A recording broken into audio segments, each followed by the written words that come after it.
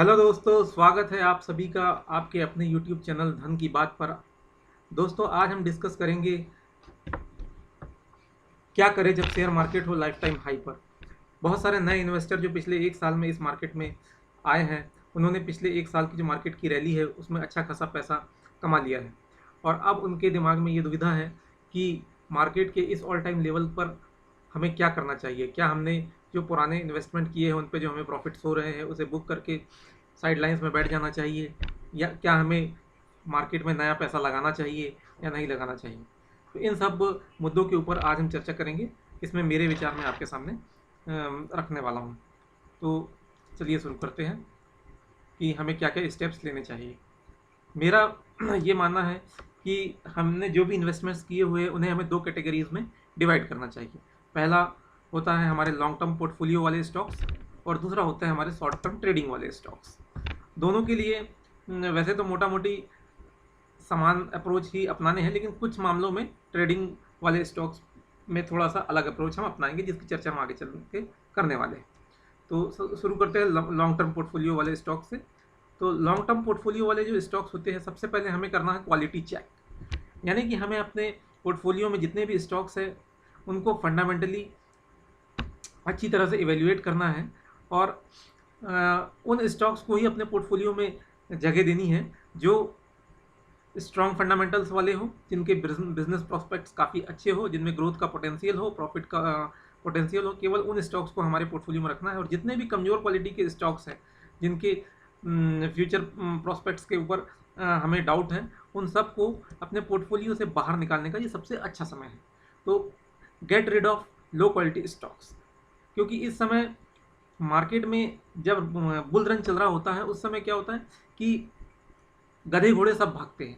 यानी जो low quality के स्टॉक्स है उनमें भी काफ़ी अच्छा रनअप आ जाता है और उनके रनअप को देखते हुए बहुत सारे लोग मोमेंटम को पकड़ने के लिए उन स्टॉक्स में एंट्री ले लेते हैं। लेकिन जब मार्केट गिरता है तो उस समय ये लो क्वालिटी के स्टॉक और हाई क्वालिटी के स्टॉक दोनों ही गिरते हैं, लेकिन लो क्वालिटी के स्टॉक गिरने के बाद फिर दोबारा कभी उठकर नहीं देखते हैं। जबकि जो हाई क्वालिटी स्टॉक होता है वो मार्केट की कंडीशंस में जैसे ही थोड़ा सा सुधार आता है तुरंत बाउंस बैक करके अपने पुराने प्राइस लेवल्स को गेन कर लेते हैं। तो इसलिए इस समय हमें केवल क्वालिटी पे फोकस करना है। ये हमारा सबसे बढ़िया स्टॉप लॉस है। हमें लो क्वालिटी स्टॉक्स को हमें अपने पोर्टफोलियो से निकाल बाहर फेंकना है और क्वालिटी स्टॉक्स में इन्वेस्ट करना है। अगला स्टेप है, ये एक साइकोलॉजिकल पॉइंट है कि जो ऑल टाइम मार्केट में all time high all time low ये इस तरह के लेवल्स बार बार अचीव होते ही रहते हैं। पहली बार नहीं है जब मार्केट ने ऑल टाइम हाई लेवल को टच किया है और ये आखिरी बार भी नहीं है जब ऑल टाइम हाई को टच किया है। इसके पहले जब मार्केट ने 6000 का लेवल छुआ तब भी वो ऑल टाइम हाई था, फिर 7000 का, 8000 का, 10,000 का, और हमारे देखते देखते पिछले साल 7,500 से लेकर के मार्केट जो है 17,000 के लेवल पे आ चुका है। तो इस तरह के लेवल्स मार्केट में बनते और मिटते रहते हैं। तो इस जो अगर हम लॉन्ग टर्म के लिए इन्वेस्ट कर रहे हैं तो इन सब शॉर्ट टर्म नॉइज़ पे हमें ध्यान नहीं देना चाहिए। हमें अपने मान लीजिए कि हमने रिटायरमेंट के लिए पैसा इन्वेस्ट करना शुरू किया है, तो हमारा रिटायरमेंट अगर आज से 20 साल बाद दूर है तो आज की डेट में मार्केट के उतार चढ़ाव से हमें क्या फ़र्क पड़ने वाला है। आज से 20 साल बाद मार्केट की जो कंडीशंस होगी उससे ये कोई फ़र्क नहीं पड़ने वाला है कि आज मार्केट 17,000 से 15,000 आ जाता है और फिर 15,000 से गिर के फिर ऊपर चलना शुरू करता है। लंबे समय में इस तरह के उतार चढ़ाव का आपके पोर्टफोलियो के रिटर्न्स पे कोई बहुत ज़्यादा अंतर नहीं आता है। ठीक है, तो इसलिए साइकोलॉजिकली ये बहुत ज़्यादा दिक्कत वाली बात नहीं है कि मार्केट ऑल टाइम हाई पे है। हमें रेगुलरली थोड़ा थोड़ा अमाउंट अपने पोर्टफोलियो में इन्वेस्ट करते रहना चाहिए। Next point is index is not the entire market. हम जनरली जो मार्केट ऑल टाइम हाई पे है इन शब्दों का इस्तेमाल करते हैं वो मुख्य रूप से इंडेक्स यानी कि सेंसेक्स और निफ्टी को देख करके करते हैं। मान लिया कि निफ्टी 50 और सेंसेक्स इस समय अपने ऑल टाइम हाई लेवल्स पर ट्रेड कर रहे हैं, लेकिन क्या पूरा का पूरा मार्केट, यानी कि मार्केट में तो 6000 से ज़्यादा स्टॉक्स लिस्टेड है, लेकिन क्या पूरे के पूरे 6000 स्टॉक्स अपने ऑल टाइम हाई पर है? इसका जवाब है बिल्कुल नहीं। बहुत सारे अभी स्टॉक्स ऐसे भी हैं जो अपने ऑल टाइम हाई से काफ़ी नीचे ट्रेड कर रहे हैं। उनमें से बहुत सारे स्टॉक्स ऐसे हैं जो फंडामेंटली स्ट्रॉन्ग है, जिनकी क्वालिटी में कोई कमी नहीं है, लेकिन उसके बावजूद वो अपने इंडिविजुअल रीज़न की वजह से, कोई न्यूज़ की वजह से या कोई शॉर्ट टर्म पेन की वजह से वो इस समय कंसोलिडेट कर रहे हैं या लोअर लेवल पे ट्रेड कर रहे हैं। तो इस समय हमें फोकस करना चाहिए उन सारे स्टॉक्स को सर्च करने की, ऐसे अंडरवैल्यूड स्टॉक्स को हम ढूंढ कर निकालें और उनमें हम लॉन्ग टर्म के लिए अपनी पोजीशंस बनाएं। तो आगे चलकर हमें एक मार्जिन ऑफ सेफ्टी भी मिलता है, जिनमें डाउनसाइड रिस्क बहुत कम होता है और ऊपर की तरफ बढ़ने का इनमें पोटेंशियल ज़्यादा होता है, क्योंकि अभी अपने लाइफ टाइम हाई से काफ़ी नीचे चल रहे हैं। दूसरा पॉइंट आता है इन्वेस्ट रेगुलरली। देखिए, ये तो हमेशा से ही मैं आपको कह रहा हूँ कि आपको रेगुलर बेसिस पे इन्वेस्ट करना है। अगर आपका जो इनकम का फ्लो है वो मंथली बेसिस पे है, तो आपको हर महीने थोड़ा थोड़ा अमाउंट सेव करना चाहिए, सेविंग की आदत डालनी चाहिए और उस अमाउंट को ना सिर्फ शेयर मार्केट में बल्कि डिफरेंट डिफरेंट जो एवेन्यूज़ है इन्वेस्टमेंट के, वहाँ पर डाइवर्सिफाइड वे में इन्वेस्ट करते रहना चाहिए। मार्केट के लेवल्स अप डाउन ऊपर नीचे होते रहते हैं। शॉर्ट टर्म के इन अप डाउन्स का लॉन्ग टर्म पोर्टफोलियो के ऊपर कोई बहुत ज़्यादा फर्क नहीं पड़ता है, लंबे समय में बहुत ज़्यादा अंतर नहीं आता है। अगला पॉइंट आता है कि no one knows the top and no one knows the bottom of the market. तो मार्केट में कोई भी व्यक्ति ऐसा नहीं है, इस दुनिया में कोई भी व्यक्ति ऐसा नहीं है जो मार्केट के टॉप और बॉटम को सही प्रेडिक्ट कर सके। ठीक है ना। तो मार्केट का टॉप कब बनेगा, बॉटम कब बनेगा, कोई नहीं जानता है। तो फिर हम किस बेसिस पे अपने इन्वेस्टमेंट्स को रोक सकते हैं? हो सकता है कि हम 12,000 पे ही अपना इन्वेस्टमेंट करना रोक देते, ये सोचकर कि मार्केट अब ऑल टाइम हाई पे आ चुका है और वहाँ से लेकर के मार्केट जो है 17,000 पे आ गया है। तो इस तरह से जो इतनी बड़ी रैली हुई है इसको हम मिस कर जाते। तो इसलिए हम नहीं जानते हैं कि मार्केट का टॉप कब बनेगा, बॉटम कब बनेगा। तो ज़्यादा अच्छा ये है कि हम रेगुलर बेसिस पे थोड़ा थोड़ा इन्वेस्ट करते रहें अपने रिस्क मैनेजमेंट के हिसाब से। हाँ, ज़रूरी चीज़ ये है कि आप मार्केट में केवल वही पैसा लगाएं जिसकी आपको नियर टर्म में कोई ज़रूरत ना हो, आप जिसे लंबे समय तक होल्ड कर सकते हो। क्योंकि इक्विटी मार्केट अच्छे रिटर्न्स देता है, लेकिन ये अच्छे रिटर्न्स आपको केवल लॉन्ग टर्म में मिलते हैं। शॉर्ट टर्म में इक्विटी मार्केट सबसे ज़्यादा वॉलेटाइल होता है। किसी भी और एसेट क्लास की तुलना में इक्विटी के रिटर्न्स जो है बहुत ज़्यादा वॉलेटाइल होते हैं और इस वॉलेटिलिटी से पार पाने का एक ही रास्ता है, वो है टाइम। जितना हमारा लंबा टाइम होराइजन होता है इक्विटी के रिटर्न्स में, उतनी ज़्यादा स्टेबिलिटी आती चली जाती है। इसलिए अगर हम इक्विटी में जो भी पैसा लगा रहे हैं वो शॉर्ट टर्म में उसे हमें कोई उसकी ज़रूरत होने वाली है, तो हमें उस पैसे को इक्विटी मार्केट में नहीं लगाना चाहिए। हमें केवल अपना लॉन्ग टर्म वाला पैसा, जिसकी हमें अगले 5 साल 10 साल तक कोई आवश्यकता ना हो, वो पैसा ही मार्केट में इन्वेस्ट करना चाहिए। नेक्स्ट पॉइंट आता है एसेट एलोकेशन। एसेट एलोकेशन क्या है?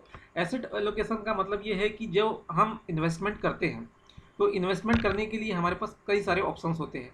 तो हमें इन्वेस्टमेंट करते समय इन सभी ऑप्शंस में थोड़ा थोड़ा करके पैसा लगाना चाहिए। यानी don't put all your eggs in one basket, ये वाला प्रिंसिपल एसेट एलोकेशन के सिद्धांत पे काम करता है। ठीक है, कि आपको डिफरेंट डिफरेंट एसेट क्लास, जैसे कि पहली एसेट क्लास है इक्विटी, इसके दूसरा है डेट, तीसरा है गोल्ड, चौथा है रियल एस्टेट। ये 4 मेजर एसेट क्लास है जिनमें हम इन्वेस्टमेंट कर सकते हैं। इक्विटी यानी शेयर मार्केट, डायरेक्ट शेयर में इन्वेस्ट कर सकते हैं या म्यूचुअल फंड्स में इन्वेस्ट कर सकते हैं। दूसरा है डेट मार्केट, जिसमें हम बॉन्ड, डिबेंचर्स या फिर एफडी या ऐसे कोई भी इंस्ट्रूमेंट जिनमें हमें लगभग लो रिस्क पे एक फिक्स्ड रिटर्न मिलने की संभावना हो। गोल्ड सभी जानते हैं कि पिछले जब से मानव सभ्यता का जन्म हुआ है तब से गोल्ड जो है एक इन्वेस्टमेंट का बहुत बढ़िया ऑप्शन है। ये हमें मुश्किल जो वक्त आता है, कभी जब संकट की घड़ी आती है, उस समय गोल्ड ही एकमात्र ऐसा एसेट क्लास है जो कि स्टेबिलिटी प्रोवाइड करता है हमारे पोर्टफोलियो को। इसलिए हमारे पोर्टफोलियो का थोड़ा सा पार्ट, यानी 10 से 20% as per hour risk appetite gold में भी इन्वेस्ट करके रखना चाहिए। जैसे कि अभी देखिए, कोविड के दौरान जब पूरा इक्विटी मार्केट धराशायी हो रहा था पूरे वर्ल्ड में, उस समय गोल्ड ने बहुत ही बढ़िया रिटर्न्स दिए, क्योंकि गोल्ड जो है जब भी क्राइसिस के समय में गोल्ड के रिटर्न बेस्ट होते हैं। रियल एस्टेट, हालांकि रियल एस्टेट में इन्वेस्टमेंट करने के लिए जो हमारा टिकट साइज होता है, मतलब कि वो काफ़ी बड़ा होता है, हम वहाँ पर छोटे अमाउंट से शुरुआत नहीं कर सकते हैं। लेकिन फिर भी अगर मान लीजिए आपके पास एक अच्छा खासा अमाउंट इकट्ठा हो चुका है, तो आप रियल एस्टेट में इन्वेस्ट करने के बारे में सोच सकते हैं। आप कोई प्रॉपर्टी खरीद सकते हैं, चाहे वो लैंड हो सकता है या कोई रेंटल प्रॉपर्टी, कमर्शियल प्रॉपर्टी, इस तरह की चीज़ों में आप इन्वेस्ट कर सकते हैं और अपने पोर्टफोलियो को डाइवर्सिफिकेशन प्रोवाइड कर सकते हैं। तो इससे होता ये है कि अलग अलग समय में अलग अलग एसेट क्लास परफॉर्म करते हैं, तो इससे आपके पोर्टफोलियो को एक कुशन मिलता है कि जब इक्विटी परफॉर्म नहीं कर रहा हो तब डेट और गोल्ड परफॉर्म कर रहे हैं, या रियल एस्टेट परफॉर्म नहीं कर रहा है तो इक्विटी परफॉर्म कर रहा है। तो इस तरह से इकोनॉमी में क्या होता है कि एक समय में एक ही एसेट क्लास कभी भी बढ़िया परफॉर्म नहीं करता है, मतलब अलग अलग समय पे अलग अलग एसेट क्लास परफॉर्म करते हैं। तो इन सब का बेनिफिट लेने के लिए हमें अपने एसेट का एलोकेशन करना चाहिए। दूसरी चीज़ ये है कि एसेट एलोकेशन में एक चीज़ और भी है कि मान लीजिए कि अभी आपका इक्विटी में एक्सपोजर बहुत ज़्यादा है, जैसे कि मान लीजिए आपका 80-90% इक्विटी में एक्सपोजर है और बाकी सारे डेट और गोल्ड जैसे एसेट्स में आपका एक्सपोजर कम है, तो आप इस समय जब मार्केट ऑल टाइम हाई के ऊपर है अपना इक्विटी का एक्सपोजर कम करके 60-70% या 50% तक ला सकते हैं और डेट और गोल्ड में इन्वेस्टमेंट बढ़ा सकते हैं। इससे ये होगा कि आपके पोर्टफोलियो को एक कुशन मिलेगा। अगर इस ऑल टाइम हाई के लेवल से मार्केट में किसी प्रकार का कोई करेक्शन आता है तो आपका प्रॉफिट भी बुक हो जाएगा, और आगे जब इक्विटी मार्केट में आपको अच्छी अपॉर्चुनिटीज़ मिलेगी बाइंग के लिए, तो आप वापस से अपना डेट का पोर्शन को कम करके इक्विटी पोर्शन में बढ़ा सकते हैं। तो हर एक व्यक्ति को अपने रिस्क एपेटाइट के हिसाब से इक्विटी में एक्सपोजर लेना चाहिए, और इस तरह के सिचुएशंस में जहाँ पर आपको रिस्क ज़्यादा लग रहा हो इक्विटी में बने रहने में, तो ज़्यादा अच्छा ये है कि आप 50 से 60% इक्विटी में रखिए और बाकी का पैसा जो है 40-50% डेट में ले आइए, और फ्यूचर में अगर आपको अच्छी अपॉर्चुनिटीज मिलती है 15-20% का अगर आपको करेक्शन मिलता है इक्विटी में, तो उस समय आप डेट का फिर 15 से 20% निकाल करके इक्विटी में अच्छे वैल्यूएशंस के ऊपर इन्वेस्ट कर सकते हैं। नेक्स्ट पॉइंट है हमारा डाइवर्सिफिकेशन। जैसा कि पिछले पॉइंट में भी मैंने डिस्कस किया, डाइवर्सिफिकेशन आप एक तो मल्टी एसेट्स में डाइवर्सिफिकेशन कर सकते हैं। इसके अलावा आप अगर इक्विटी में भी डाइवर्सिफाई करना चाहते हैं तो आप कर सकते हैं, जैसे कि आप अलग अलग सेक्टर्स के स्टॉक्स में इन्वेस्ट करिए। आप अपने इक्विटी पोर्टफोलियो को एवेल्युएट कीजिए कि ऐसा तो नहीं है कि पर्टिकुलर किसी एक सेक्टर में आपका बड़ा एक्सपोजर है, जैसे आपने बैंकिंग के या फिर शुगर सेक्टर के या फिर कैपिटल गुड्स के या किसी भी सेक्टर के या एफएमसीजी के, फार्मा के, बैंकिंग के, किसी भी सेक्टर के शेयर्स आपके पोर्टफोलियो में ज़्यादा मात्रा में है या किसी एक सेक्टर में आपका ज़्यादा एक्सपोजर है, तो आप डिफरेंट डिफरेंट सेक्टर में इन्वेस्ट कर सकते हैं।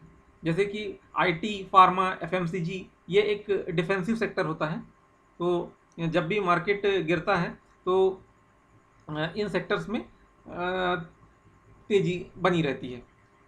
इसी प्रकार आप मार्केट कैप वाइज भी अपने पोर्टफोलियो को डाइवर्सिफाई कर सकते हैं। जैसे कि मार्केट कैप यानी लार्ज कैप, मिड कैप और स्मॉल कैप। अगर आपका स्मॉल कैप और मिड कैप में अभी एक्सपोजर ज़्यादा है तो आप इस वॉलेटिलिटी से बचने के लिए पोर्टफोलियो को लार्ज कैप की तरफ टिल्ट कर सकते हैं, ताकि मार्केट में आने वाली वॉलेटिलिटी से आप थोड़े से बचे रहें।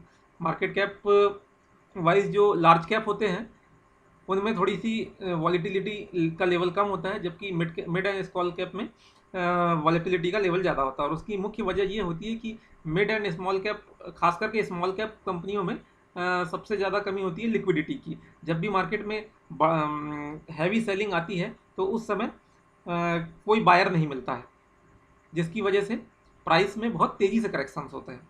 जबकि जो लार्ज कैप स्टॉक्स होते हैं उसमें पर्याप्त लिक्विडिटी होती है, डेली का ट्रेडिंग वॉल्यूम भी काफ़ी हाई होता है, तो इसकी वजह से पर्याप्त लिक्विडिटी होने की वजह से इनमें जो वॉलेटिलिटी का लेवल है वो कम होता है। तो आप इस समय लार्ज कैप स्टॉक्स को अपने पोर्टफोलियो में शामिल करके अपने पोर्टफोलियो की वॉलेटिलिटी को कम कर सकते हैं, है ना। डिफेंसिव एंड एग्रेसिव स्टॉक्स के बीच में भी आप बैलेंसिंग कर सकते हैं कि अगर आपकी हाई बीटा स्टॉक्स यानी कि जो ओवरऑल सेक्टर के इंडेक्स की तुलना में ज़्यादा तेज़ी से ऊपर या नीचे भागते हैं, उन्हें हाई बीटा स्टॉक्स कहा जाता है। कि आपका इंडेक्स मान लीजिए कि 2% मूव कर रहा है और आपका जो स्टॉक है वो 4% मूव कर रहा है या 5% मूव कर रहा है। वो मूवमेंट ऊपर की तरफ या नीचे की तरफ दोनों ही डायरेक्शन में हो सकता है। तो इस तरह के स्टॉक्स को हाई बीटा स्टॉक्स कहा जाता है। तो ज़्यादा अच्छा ये है कि हम इस समय थोड़ा सा डिफेंसिव स्टॉक्स की तरफ फोकस करें।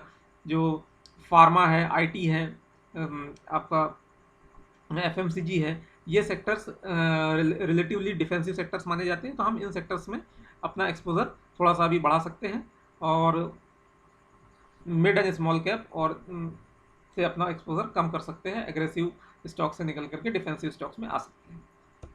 नेक्स्ट पॉइंट जो आता है, कीप स्टॉप लॉस। आपको अपने सारे ही स्टॉक्स को इवेल्युएट करना है चार्ट पर। देखिए क्या है कि मेरा जो इन्वेस्टमेंट का स्टाइल है वो है टेक्नो फंडा इन्वेस्टमेंट, यानी कि हम टेक्निकल्स एंड फंडामेंटल्स दोनों को साथ में लेकर के चलते हैं। ये हमारा हार्ड अर्नड मनी है, तो इसकी सुरक्षा के लिए हमें जितने भी तरीके मार्केट में मौजूद है, चाहे वो फंडामेंटल एनालिसिस का हो या टेक्निकल एनालिसिस का हो, हमें सभी का सहारा लेना चाहिए। तो यहाँ पर हमें टेक्निकल्स का सहारा लेते हुए चार्ट पे हर एक स्टॉक्स जो भी हमारे पोर्टफोलियो में है उसमें एक लाइन खींचनी चाहिए, हॉरिजॉन्टल लाइन, जो उसका लास्ट सपोर्ट लेवल है। जैसे ही उस स्टॉक उस सपोर्ट लेवल के नीचे की क्लोजिंग देता है तो हमें उस स्टॉक से निकल जाना चाहिए, बिना ये सोचे कि हमें कितना प्रॉफिट या लॉस हो रहा है। तो स्टॉप लॉस और ज़रूर लगाइए और स्ट्रिक्टली उसको फॉलो करिए। अब स्टॉप लॉस लगाने के भी मेरे हिसाब से 3 तरीके होते हैं। एक होता है प्राइस वाइज, एक होता है टाइम वाइज और तीसरा होता है quality wise. Price wise stop loss के बारे में मैंने अभी आपको बता ही दिया कि आप चार्ट पे जो प्राइस एक्शन है उसके अकॉर्डिंग एक लेवल डिसाइड करिए हर एक स्टॉक में और वहाँ पर अपना स्टॉप लॉस डिसाइड करके रखिए। और जिस दिन वो स्टॉक उस लेवल को तोड़ करके नीचे जाता है, आपको उस स्टॉक से बिना कोई सवाल जवाब किए सबसे पहले बाहर निकलना है, बाकी का एनालिसिस आपको बाद में करना है। स्टॉप लॉस में ये नियम हमेशा याद रखिए। दूसरा होता है time wise stop loss. Time wise stop loss कहने का मतलब ये है कि हमें कोई स्टॉक को खरीदे हुए एक पर्याप्त समय गुजर चुका है, लेकिन उसके बावजूद भी प्राइस के में किसी प्रकार का कोई मूवमेंट नहीं आ रहा है, तो हमारा पैसा उसमें ब्लॉक है, हमारा अपॉर्चुनिटी लॉस हो रहा है। तो हमें टाइम वाइज भी स्टॉप लॉस रखना चाहिए। हमें ऐसे स्टॉक में अपना पैसे को फंसा के नहीं रखना चाहिए। हमें ऐसे स्टॉक्स में पैसा लगाना चाहिए जो कि मूव कर रहे हो। क्या है कि भले ही हम थोड़ा सा महंगा ले लेंगे, लेकिन हम जो बस चलना स्टार्ट कर चुकी है उसमें जा करके बैठे तो ज़्यादा अच्छा है, हम अपनी मंजिल पर जल्दी पहुँचेंगे। ठीक है, जो रुकी हुई बस है वो पता नहीं और कितने समय तक खड़ी रहेगी। हो सकता है कि उससे उतरकर हम दूसरी बस में चले जाएं और बाद में जब हमें उसी बस में आकर के बैठना हो तो हमें थोड़ा महंगे दामों पे उसे खरीदना पड़ेगा, लेकिन एटलीस्ट ये होगा कि हमारा पैसा वहाँ पे ब्लॉक नहीं होगा। ठीक है, इसके बाद तीसरा और सबसे इम्पोर्टेंट स्टॉप लॉस जो मैं मानता हूँ वो होता है क्वालिटी वाइज। यानी हम ट्रेडिंग की अपॉर्चुनिटीज़ भी केवल उन्हीं स्टॉक्स में ढूंढे जिनकी क्वालिटी बहुत अच्छी हो। क्वालिटी स्टॉक्स की खासियत ये होती है कि ये अगर मार्केट की वॉलेटिलिटी के चलते अगर इनके प्राइस में करेक्शन आ भी जाता है तो ये बहुत जल्दी वापस अपने प्राइस को रीगेन कर लेते हैं, क्योंकि इनके फंडामेंटल्स स्ट्रॉन्ग है, इनका बिजनेस स्ट्रॉन्ग है, इनकी प्रॉफिटेबिलिटी बढ़िया रहती है। तो कंपनियां अल्टीमेटली फंडामेंटल्स को ही फॉलो करती है। शॉर्ट टर्म में भले ही इमोशंस काम करते हैं, लेकिन लॉन्ग टर्म में जो कंपनी के फंडामेंटल्स होते हैं उसी के अकॉर्डिंग कंपनी के प्राइस का भी परफॉर्मेंस होता है। इसलिए हमें अच्छी क्वालिटी के स्टॉक्स में ही ट्रेडिंग की अपॉर्चुनिटी भी इस समय खास तौर से ढूंढनी चाहिए। अगला पॉइंट जो लॉन्ग टर्म पोर्टफोलियो क्रिएशन की बात हम कर रहे हैं तो उसमें करेक्शन इज एन अपॉर्चुनिटी। अगर हम आज से 20 साल बाद के लिए अपना पोर्टफोलियो तैयार कर रहे हैं, अपने बच्चे की पढ़ाई के लिए, अपनी बेटी की शादी के लिए या अपने रिटायरमेंट के लिए, तो आज के समय में अगर करेक्शन हो रहा है तो ये हमारे लिए एक अपॉर्चुनिटी है और हमें अपनी एक वॉच लिस्ट बना के रखनी चाहिए जिसमें कि क्वालिटी स्टॉक्स जिनको हम चाहते हैं कि अपने पोर्टफोलियो में शामिल करें, लेकिन ऊंचे दामों की वजह से हम उसे अभी नहीं खरीद पा रहे हैं, तो उनको हमें अपनी वॉच लिस्ट में ऐड करके रखना चाहिए। और जब भी हमें मार्केट में करेक्शन के चलते इस तरह की कोई अपॉर्चुनिटी मिलती है तो हमें उन स्टॉक्स को लपक लेना चाहिए, और क्योंकि लंबे समय में ये स्टॉक्स बढ़िया परफॉर्म करने वाले हैं। Think long term. यही बात जो मैंने कही है कि आपको लंबे समय का नजरिया बनाना चाहिए। शॉर्ट टर्म के जो मार्केट में बहुत सारी नॉइस होती है, इमोशंस के चलते शॉर्ट टर्म वॉलेटिलिटी मार्केट में हमेशा बनी रहती है, मार्केट हमेशा ऊपर नीचे होकर के चलता है, इस बात को हमेशा ध्यान रखना चाहिए। Define your risk appetite. अब देखिए, आपको अपनी रिस्क एपेटाइट के अकॉर्डिंग ही पोजीशन लेनी चाहिए। अगर आपकी मार्केट में जरा सी गिरावट होने के कारण आपके दिल की धड़कनें बढ़ने लग जाती है, आपके पेट में मरोड़ उठने लग जाती है, तो ज़्यादा अच्छा ये है कि आप इस समय प्रॉफिट बुक करके और कैश लेकर के मार्केट के बाहर बैठ जाएं, ठीक है, या अपनी पोजीशंस को काफ़ी लाइट कर लें, हल्के रहेंगे तो किसी प्रकार की गिरावट में आपको किसी प्रकार की घबराहट नहीं होगी। लेकिन यहाँ पर एक सवाल ये भी उठता है कि अगर मान लीजिए मार्केट यहाँ से 17,000 से 18,000 हो जाए, तब भी आपको पेट में दर्द तो आपके तब भी होगा। मतलब मार्केट से बाहर बैठ जाने का मतलब ये नहीं है कि आप रिस्क फ्री हो जाते हैं। कई बार ये होता है कि मार्केट से बाहर बैठना भी एक बहुत बड़ा रिस्क होता है। जिन लोगों ने 12,000 पे निफ्टी का टॉप बन गया ये सोचकर उस समय अपनी पोजीशंस को कैश में कन्वर्ट कर लिया था, वो आज बहुत पछता रहे, क्योंकि उसके बाद मार्केट ने उन्हें दोबारा एंट्री करने का मौका ही नहीं दिया और मार्केट सीधा भाग करके 17,000 के लेवल पे आ गया। तो अपने रिस्क एपेटाइट के हिसाब से आप मार्केट में अपनी पोजीशंस को मॉडरेट तरीके से, ना तो बहुत ज़्यादा एक्सपोजर ले रखें ना बहुत कम, मतलब दोनों ही तरफ का एक्सपोजर ले रखें। थोड़ा सा कुछ कैश में भी रखें और कुछ मात्रा में एक्सपोजर इक्विटी में बनाए रखें, ताकि अगर मार्केट ऊपर जाता है तो आपको उसका बेनिफिट मिले, और अगर नीचे आता है तो आपके पास जो कैश बचा हुआ है उससे आप नई पोजीशंस और बना सकें। अच्छा, अगला पॉइंट है कि आपको गोल बेस्ड अप्रोच अपनानी चाहिए कि आप जो भी पैसा मार्केट में लॉन्ग टर्म के लिए इन्वेस्ट कर रहे हैं, तो आप ये देखिए कि आपका गोल अभी कितनी दूर है। अगर आपका गोल आज से 15 साल 20 साल बाद दूर है, तो फिर आपको मार्केट में आने वाले 200-500 पॉइंट के करेक्शन से कोई फर्क नहीं पड़ने वाला है, ठीक है ना। आज से 2 साल पहले मान लीजिए कि निफ्टी ने जब 10,000 का लेवल पार किया था, उस समय आपने अगर इसमें अपना पोर्टफोलियो को खाली कर दिया, लेकिन आज अगर आपको 10,000 का लेवल मिले तो आपको वो बहुत अट्रैक्टिव लेवल नज़र आएगा। तो एक समय के बाद जो है, जो आज ऑल टाइम हाई नज़र आ रहा है, कुछ समय के बाद जो है वो जो है अट्रैक्टिव लेवल बन जाएगा, ठीक है। तो इसलिए जैसे जैसे समय आगे बढ़ते जाता है, समय की धारा आगे बढ़ते जाती है, वो लेवल्स जो है वो उतने महंगे नहीं रह जाते हैं। तो हमें फॉरवर्ड लुकिंग होना चाहिए और गोल बेस्ड इन्वेस्टिंग करनी चाहिए। हमें ये देखना चाहिए कि हमारा गोल कितनी दूर है। अगर हम उतने लंबे समय के लिए इन्वेस्ट कर रहे हैं तो हमें कोई फ़र्क नहीं पड़ता है कि 6 महीने में मार्केट में क्या होने वाला है, क्योंकि हमारा इन्वेस्टमेंट 15 साल 20 साल के लिए है। Next is rally and correction are part of the game. देखिए, जो मार्केट है वो उसी तरह से चलता है। अभी हम पिछले एक साल में ये देख रहे हैं कि मार्केट एक ही दिशा में भागे चला जा रहा है, लेकिन ये मार्केट का रियल नेचर नहीं है। मार्केट का की रियल टेंडेंसी ये है कि वो ऊपर नीचे होकर के चलता है। पुराने लोग जिन्होंने नीचे के लेवल में परचेज किया है वो प्रॉफिट बुक करते हैं, फिर नए लोग उनसे खरीद करके अपनी पोजीशंस बना करके रैली को आगे कंटिन्यू करते हैं। फिर जब उनके टारगेट्स अचीव होते हैं तो वो लोग प्रॉफिट बुक करते हैं, फिर कोई नया व्यक्ति आकर के उसमें एंट्री लेता है। तो मार्केट में ऊपर नीचे होता रहता है और ये करेक्शंस एंड रैलीज मार्केट का पार्ट है।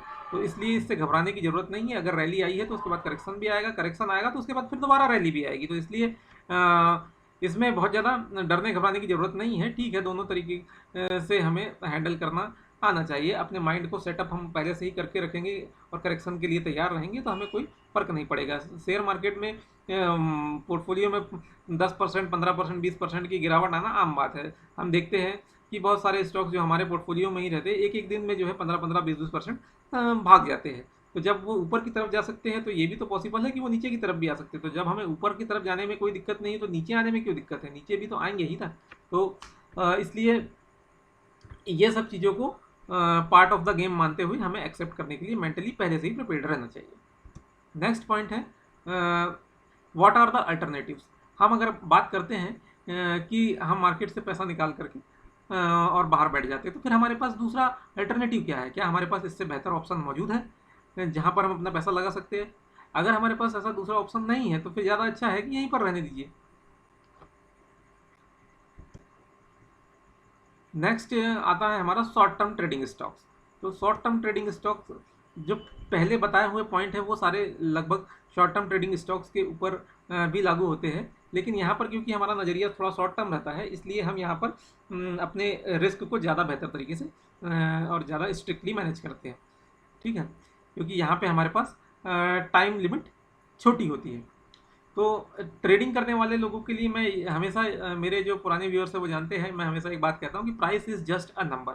अब बहुत से लोग मेरे इस बात को मिस इंटरप्रेट करते हैं। मेरे एक घनिष्ठ मित्र हैं, वो अक्सर इसको मिस इंटरप्रेट करते हैं कि भाई प्राइस ज़्यादा पे करेंगे तो हमें नुकसान हो जाएगा। यहाँ पर मैं ये कहना चाहता हूँ कि हम ट्रेडिंग की बात कर रहे हैं। ट्रेडिंग आखिर होती क्या है? यानी हम एक व्यापार कर रहे हैं, हम किसी चीज़ को खरीद रहे हैं और उसको किसी आने वाले दूसरे किसी पर्सन को बेच रहे हैं। ठीक है, तो मान लीजिए कि कोई व्यक्ति है वो किराने की दुकान खोल के बैठा है, एक व्यक्ति है जो टू व्हीलर की दुकान खोल के बैठा है, एक है जो कार का शोरूम खोल करके बैठा है। तो जो किराना दुकान पे बैठा हुआ है उसकी मान लीजिए कि प्रोडक्ट की एवरेज कॉस्ट मान लो 20 रुपये है, जो टू व्हीलर वाला है उसकी 50,000 रुपये है, और जो कार वाला है उसकी 5 लाख रुपये है। तो यहाँ पर हम देख रहे हैं कि भाई प्राइस, जो एवरेज प्राइस है उनके प्रोडक्ट की वो अलग अलग है, लेकिन इससे क्या फ़र्क पड़ता है? जो जो 20 रुपये का सामान बेच रहा है वो उसे 25 रुपये में या 30 रुपये में बेच रहा है। मान लीजिए 30 रुपये में बेचता है वो, तो 20 रुपये का माल अगर 30 रुपये में बेचता है तो उसे 50% का प्रॉफिट होता है। और अगर मान लीजिए जो टू व्हीलर वाला है वो 50,000 की जो गाड़ी है वो उसे 75,000 में बेचता है, तो उसे भी 50% का प्रॉफिट होने वाला है। तो इससे कोई फ़र्क नहीं पड़ता है। अब कोई ये सोचे कि नहीं भाई साबुन का धंधा ज़्यादा अच्छा होता है क्योंकि वहाँ पे उसका प्राइस कम है, तो इससे कोई फ़र्क नहीं पड़ता है। अल्टीमेटली ये देखा जाता है कि आपको परसेंटेज गेन कितना होने वाला है और आपका परसेंटेज में रिस्क कितना है। तो हमें इसे परसेंटेज टर्म में देखना चाहिए, ना कि एब्सोल्यूट टर्म में। तो इसलिए मैं कहता हूँ कि price is just a number in absolute term. ठीक है ना? तो हमें फोकस किस चीज़ पे करना चाहिए? हमारे रिस्क टू रिवॉर्ड रेशो पे, यानी कि हम कितने रुपए का रिस्क ले रहे हैं और उसके बदले में हमें कितने रुपए का प्रॉफिट होने की संभावना है। तो ऑलवेज हमें रिस्क टू रिवॉर्ड को देखना है। अगर मान लीजिए कि हम अपनी 10% कैपिटल को रिस्क पे रखकर 30% का रिटर्न निकालने में सक्षम है हमारे सेटअप के हिसाब से, हमारा सेटअप हमें ये बता रहा है कि यहाँ पर 10% का रिस्क है, अगर 10% से ज़्यादा का हमें लॉस होने लगा तो हम इस ट्रेड से बाहर हो जाएंगे। और जब ट्रेड हमारी डायरेक्शन में जाएगा तो हमें अधिकतम जो है 30% के अराउंड प्रॉफिट हो सकता है। तो हमारा रिस्क टू रिवार्ड जो है 1:3 हुआ। तो ऐसे ट्रेड में हमें एंट्री करने में कोई दिक्कत नहीं है, क्योंकि हम यहाँ परसेंटेज टर्म की बात कर रहे हैं। उससे कोई फ़र्क नहीं पड़ता कि हम 100 रुपये में लेकर 300 रुपये में बेचें या 1000 रुपये में लेकर 3000 रुपये में बेचें, दोनों ही स्थिति में हमारा प्रॉफिट सेम ही होगा और हमारा स्टॉप लॉस भी जो है वो 10% नीचे होगा। तो इससे कोई फ़र्क नहीं पड़ता। इसलिए ट्रेडर्स के लिए इम्पॉर्टेंट है रिस्क टू रिवॉर्ड रेशो। ठीक है, इस समय हमें क्या हाई रिस्क रिवार्ड रेशो वाले ट्रेड पर ही फोकस करना चाहिए। वैसे तो हमेशा ही हाई रिस्क रिवार्ड वाले ट्रेड पे फोकस करना चाहिए, लेकिन इस समय खास तौर से, क्योंकि इस समय मार्केट कंडीशंस ट्रेडर्स के लिए कभी भी अगेंस्ट में हो सकती है। इसलिए हमको कम से कम 1:3 वाले रिस्क रिवॉर्ड रेशो वाले ट्रेड में ही एंट्री लेनी चाहिए। अगला पॉइंट आता है stick to strict stop loss. तो ट्रेडर के लिए सबसे इंपॉर्टेंट है स्टॉप लॉस, क्योंकि देखिए ट्रेडर के हाथ में, बल्कि इन्वेस्टर के हाथ में भी हमारे पास क्या है, सिर्फ हमारे पास है हमारा स्टॉप लॉस। प्रॉफिट होगा या नहीं होगा, कितना होगा, ये हम डिसाइड नहीं करते, लेकिन हमें मार्केट में कितना पैसा दे करके जाना है, यानी हमें मार्केट को कितना लॉस देना है वो हमारे हाथ में है। तो हम उसी को डिसाइड कर सकते हैं। तो इसलिए उसको वेल डिफाइन कीजिए और उस पर स्ट्रिक्ट रहिए। आपकी पोजीशन अगर आपके अगेंस्ट में जा रही है तो आप डिसिप्लिन को मेंटेन करिए और उस पोजीशन से लॉस बुक करके निकल जाइए। भले ही आपको लॉस हो रहा है, लेकिन आपको डिसिप्लिन मेंटेन करना बहुत ज़रूरी है, क्योंकि ये डिसिप्लिन ही आपको फ्यूचर में होने वाले किसी बड़े लॉस से बचाएगा। हो सकता है कि शॉर्ट टर्म में आपको लगे कि मुझे इतना लॉस हो गया, लेकिन वो लॉस नहीं है, वो डिसिप्लिन बहुत ज़रूरी है, क्योंकि छोटा लॉस ही आगे चल करके बड़े लॉस में कन्वर्ट हो जाता है। इसलिए ज़्यादा अच्छा ये है कि हम छोटे लॉस में ही निकल जाएं। अच्छा, इस समय मार्केट की कंडीशंस को देखते हुए हमें ओवर ट्रेडिंग को अवॉइड करना है और अपनी पोजीशंस को लाइट रखना है, यानी रिस्क मैनेजमेंट और पोजीशन साइजिंग, इसको खास तौर से ध्यान देना है। यानी कि आप लॉस, अपना स्टॉप लॉस को डिफाइन करिए, चाहे तो वो वैल्यू के हिसाब से हो या परसेंटेज के हिसाब से हो। आप कोई मूविंग एवरेज यूज़ करते हो, आप सुपर ट्रेंड यूज़ करते हो, जिसमें भी आप कंफर्टेबल हो, उस रूल को फॉलो करिए और स्टॉप लॉस को डिफाइन करिए, और जैसे ही स्टॉप लॉस हिट होता है तुरंत उस ट्रेड से बिना ये सोचे कि आपको लॉस हो रहा है या प्रॉफिट हो रहा है आप बाहर निकल जाइए। ठीक है। इसके बाद नेक्स्ट स्टेप है हमारी चार्ट क्या बोलते हैं। चार्ट क्या बोलते हैं कहने का मतलब ये है कि हमें हर एक स्टॉक जो कि हमारे पोर्टफोलियो में मौजूद है उसके चार्ट को अच्छी तरह एनालाइज करना है, और जो भी कमज़ोर दिख रहे हैं स्टॉक चार्ट के ऊपर उनसे एग्जिट का रास्ता ढूंढना चाहिए। या तो उन्हें, अगर आप प्रॉफिट में हो या चार्ट पे पैटर्न ऐसे बन रहे हो कि आप प्रॉफिट में हो जाने की संभावना है, तो आप तब तक होल्ड करिए एक ट्रेलिंग स्टॉप लॉस के साथ, और कोशिश करिए कि जल्द से जल्द उन स्टॉक्स में से अपनी पोजीशंस को ख़त्म कर दें, क्योंकि ये मार्केट ऐसा नहीं है कि हम वीक स्टॉक्स को अपने पोर्टफोलियो में रखना अफोर्ड कर सके, क्योंकि ये वीक स्टॉक्स कब आपको बड़ा झटका दे जाएंगे कोई नहीं जानता है। ठीक है, तो इसलिए वीक चार्ट को देखिए और वीक स्टॉक से बाहर निकलिए। ट्रेलिंग स्टॉप लॉस को यूज़ करिए। ट्रेलिंग स्टॉप लॉस को यूज़ करते हुए आपके पोर्टफोलियो में जो आपके विनर्स है, लेट योर विनर्स रन, आपके पोर्टफोलियो में जो विनर्स हैं उनको ट्रेलिंग स्टॉप लॉस लगा लगा के ट्रेल करते जाइए जब तक वो उसमें रैली कंटिन्यू है, तब तक आप उसमें पार्टिसिपेट कीजिए। जिस दिन वो रिवर्सल का साइन दे, स्टॉप लॉस आपका हिट हो जाए, आप उससे बिना कोई सवाल जवाब किए बाहर निकल जाइए। ठीक है। इस मार्केट में रेगुलर बेसिस पे आपको प्रॉफिट्स बुक करते रहने चाहिए। प्रॉफिट तभी आपका प्रॉफिट होता है जब आप उसे बुक करके अपने बैंक अकाउंट में ले आते हैं, अदरवाइज वो केवल एक बुक प्रॉफिट बन के रह जाता है। Booked profit is better than book profit. Okay, तो इस मार्केट में ज़्यादा अच्छा ये है कि थोड़ा सा प्रॉफिट बुक करके आप साइड में रखिए।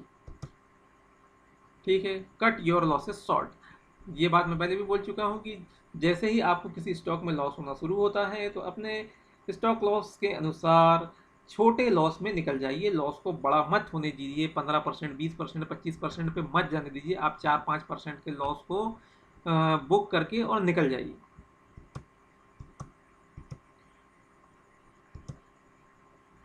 अच्छा, इस मार्केट में don't try to board on running bus और ट्रेन, मतलब कि हमें किसी मोमेंटम स्टॉक के पीछे उसके प्राइस के पीछे नहीं भागना है। मार्केट अगर आगे भाग रहा है, स्टॉक का प्राइस अगर आगे भाग रहा है, आपके जो डिफाइंड लेवल्स है उस स्टॉक को बाय करने के उससे ऊपर काफ़ी दूर निकल चुका है, तो छोड़ दीजिए, जाने दीजिए। मार्केट में बहुत सारी अपॉर्चुनिटी मिलने वाली है, वो लास्ट अपॉर्चुनिटी नहीं है। कोई एक अपॉर्चुनिटी छूट जाएगी तो कोई बात नहीं, आपको यहाँ पर फोकस जो है रिस्क मैनेजमेंट पे करना है। Reduce exposure if not comfortable, ये बात मैं पहले भी बता चुका हूँ कि आप जितना कंफर्टेबल हो केवल उतनी ही अमाउंट की पोजीशंस मार्केट में बना के रखिए। इस मार्केट में आपको कभी भी झटका लग सकता है, इसलिए थोड़ा सा कैश पोजीशंस भी रखिए और एसेट एलोकेशन करके रखिए। मौका भविष्य में अगर मिलता है तो फिर से एंट्री कीजिए। Avoid market fancy stocks, market में जिन स्टॉक्स की बहुत ज़्यादा फैंसी बनी हुई हैं, सब लोग जिनको खरीदने के लिए भाग रहे हैं, उन स्टॉक्स को के पीछे मत भागिए। केवल और केवल इस समय वैल्यू इन्वेस्टिंग पे फोकस कीजिए। अच्छे फंडामेंटल्स वाले स्टॉक्स जो अच्छे वैल्यूएशंस पे अवेलेबल है, जिनमें अभी प्राइस मूवमेंट बहुत ज़्यादा नहीं आया है या किसी टेम्प्रेरी रीज़न की वजह से वो करेक्ट किए हुए हैं और कंसोलिडेट कर रहे हैं, चार्ट पे अच्छे लग रहे हैं, उन स्टॉक्स में इन्वेस्ट करें। ये बेस्ट टाइम है वैल्यू इन्वेस्टिंग करने के लिए, तो इसलिए वैल्यू पे फोकस कीजिए, प्राइस के पीछे मत भागिए। तो ये था हमारा आज का वीडियो कि ऑल टाइम हाई के ऊपर हमें क्या करना चाहिए। इस पर मेरे व्यूज़ मैंने आपके साथ शेयर किए हैं। आप लोग इसको एवेल्युएट कीजिए, आप अपना भी माइंड अप्लाई कीजिए और अपने पैसे को सेव करके रखिए, अपनी कैपिटल को बचाइए और आगे आने वाले समय में और ज़्यादा पैसा कमाइए और ज़्यादा मुनाफा कमाइए। यही मेरी आपके लिए शुभकामनाएं हैं। इसी तरह के और भी एजुकेशनल वीडियोस देखने के लिए हमारे चैनल को आप सब्सक्राइब कर सकते हैं और बेल आइकॉन को दबा सकते हैं, ताकि आपको लेटेस्ट वीडियो की नोटिफिकेशन तुरंत ही प्राप्त हो सके और आपसे कोई भी वीडियो मिस ना। तो thank you for watching the video. See you later. Thank you very much.